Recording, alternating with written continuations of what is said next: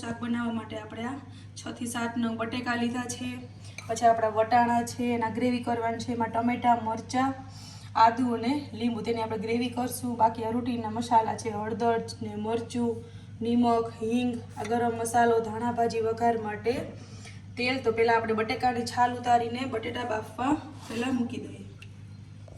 હવે આપણે આવી રીતના બધે બટેકાની છાલ ઉતારી નાખીએ. જય શ્રી કૃષ્ણ, કેમ છો બધા? મજામાં? શિલ્પા કી ગુજરાતી રસોઈમાં તમારા બધાનું સ્વાગત કરું છું. આજે હું નવી રેસીપી સાથે આવી ગઈ છું. આજની જે રેસીપી છે તે લીલા વટાણા બટેકાનું ગ્રેવી વાળું શાક છે. તો ચાલો તે આપણે બનાવીએ. અને મિત્રો, મારી ચેનલ જે લોકો જોવે છે તે સબસ્ક્રાઇબ નથી કરતા તો પ્લીઝ રિક્વેસ્ટ, તમે બધાય મારી ચેનલને લાઈક કરો, સબસ્ક્રાઇબ કરો, શેર કરો. તમને અમુક વાનગીઓ મને પસંદ ના આવતી હોય પણ બીજી બધી રેસીપી જોવા માટે તમે મારી ચેનલને સબસ્ક્રાઇબ કરશો તો જ તમને મારી નવી રેસીપી જોવા મળશે.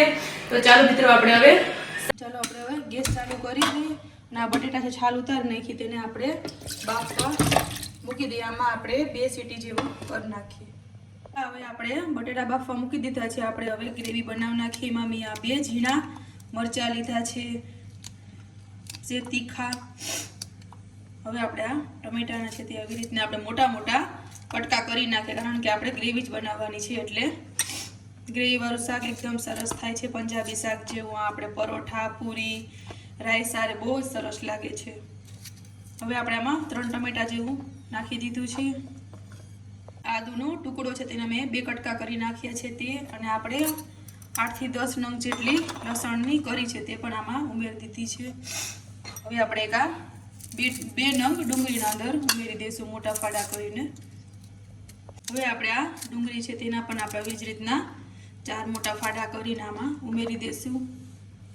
બધું સુધાર લીધું છે. આપણે આમાં અડધો ગ્લાસ જેટલું પાણી ઉમેરી દઈશું. બીજા જે મસાલા છે તે આપણે ગ્રેવી વઘારીએ ત્યારે એડ કરવાના છે. હવે આપણે આને મિક્સરમાં ક્રશ કરી લઈએ.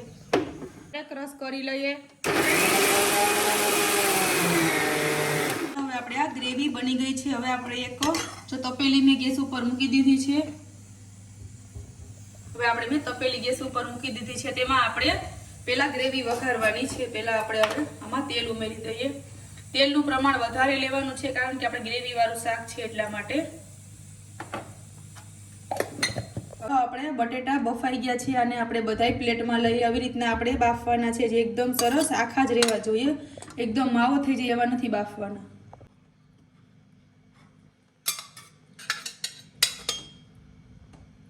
તેલ થઈ ગયું છે. આપણે સૂકા મરચાના 2 કટકા નાખી દઈશું. પછી આપણે 1 ચમચી જેટલું જીરું એડ કરીશું. અડધી ચમચી જેટલી આપણે આમાં હિંગ ઉમેરીશું. હવે આપણે આમાં બધી ગ્રેવી ઉમેરી દઈએ.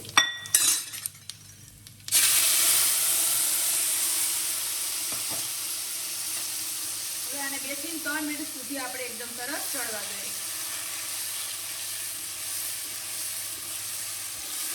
એકદમ સરસ સુગંધ આવે છે. ચાલો હવે આપણે આને ઉકળવા દઈએ, પછી બધે મસાલા એડ કરીશું. આપણી ગ્રેવી સરસ ઉકળી ગઈ છે. આપણે આમાં અડધી ચમચી જેટલી હળદર ઉમેરીશું, અને આપણે જેવું તીખું ખાતા હોય એ પ્રમાણે ચટણી ઉમેરવાની. અને મેં આમાં 2 ચમચી જેટલી ચટણી ઉમેરી દીધી છે. સ્વાદ અનુસાર આપણે નિમક એડ કરવાનું છે, જે ગ્રેવીના ભાગનું ને વટાણા બટેકાના ભાગનું. હવે આપણે આને પાછું જરાક હલાવી લઈએ. એકદમ સરસ જો આપણું કલર બની ગયો છે ગ્રેવીનો. હવે આપણે આમાં વટાણા એડ કરી દઈશું. તો વટાણા મેં પણ એક ગરમ પાણીમાં ખાલી જરાક જ 5 થી 6 મિનિટ સુધી જ પાકવા દીધા છે. તમે જોઈ શકો આખા વટાણા એકદમ સરસ એવા ને એવા છે, જે આપણે વધારે નથી બાફવાના. એક બાઉલ આપણે આમાં એડ કરી દઈશું. બીજા આપણા જે બટેટા છે એના પીસ કરી નાખ્યા છે. હવે આપણે આને બટેટા પણ આમાં એડ કરી દઈશું. હવે આપણે એકદમ સરસ હલાવીશું, જે ગ્રેવીમાં એકદમ સરસ મિક્સ થઈ જાય. જો આપણે મેં વટાણા બટેટા બધું એકદમ સરસ એડ કરી દીધું છે. કેવું સરસ એકદમ કલરફુલ લાગે છે, પંજાબી જેવું સરસ ગ્રેવીમાં એકદમ સરસ બધું એડ થઈ ગયું છે. હવે આને આપણે 2 થી 3 મિનિટ સુધી પાછું પાકવા દેવાનું છે. પછી આપણે બીજા મસાલા એડ કરવાના છે. હવે આપણે આમાં 1 ચમચી જેટલી ખાંડ ઉમેરી દઈએ. જે લોકો ખાતા ના હોય તે આપણે ના નાખે તો ચાલે, પણ અમારે તો આ ગ્રેવી છે એટલે ખાંડ નાખવી પડે. થોડીક આપણે આમાં ધાણા ભાજી ઉમેરી દઈએ. હવે આપણે ગેસ બંધ કરી દેવાનું છે. 1 ચમચી જેટલો આપણે ગરમ મસાલો એડ કરી દઈએ. આપણે નોર્મલ હોય, તમે આમાં પાઉંભાજીનો મસાલો પણ નાખી શકો, બહુ જ એકદમ સરસ સ્વાદ આવે છે. હવે આપણે આને હલાવીને બાઉલમાં શાક કાઢી લઈએ. એકદમ સરસ આપણું શાક રેડી છે. ચાલો આપણે આને બાઉલમાં કાઢી લઈએ. ચાલો હવે આપણે બધું શાક છે તે સરસ બાઉલમાં ગરમા ગરમ એડ કરી લઈએ. મિત્રો તમે જો છો આ આપણે ગ્રેવીવાળું શાક એકદમ સરસ બન્યું છે. પંજાબી થોડુંક લીંબુ પણ ઉપરથી એડ કરીશું. આમાં તમે ચીઝ પણ ઉપરથી એડ કરી શકો, દૂધની મલાઈ છે, માખણ છે, બહુ સરસ લાગે છે શાક. તો જે લોકોને મારું આ વટાણા બટેકાનું શાક પસંદ આવે તે મારી ચેનલને લાઈક કરજો, સબસ્ક્રાઈબ કરજો, શેર કરજો અને બેલ આઇકન દબાવવાનું ના ભૂલતા, જેથી તમને મારી નવી રેસીપી જોવા મળે. બીજી રેસીપી સાથે મળશું, ત્યાં સુધી બધાએ આવજો.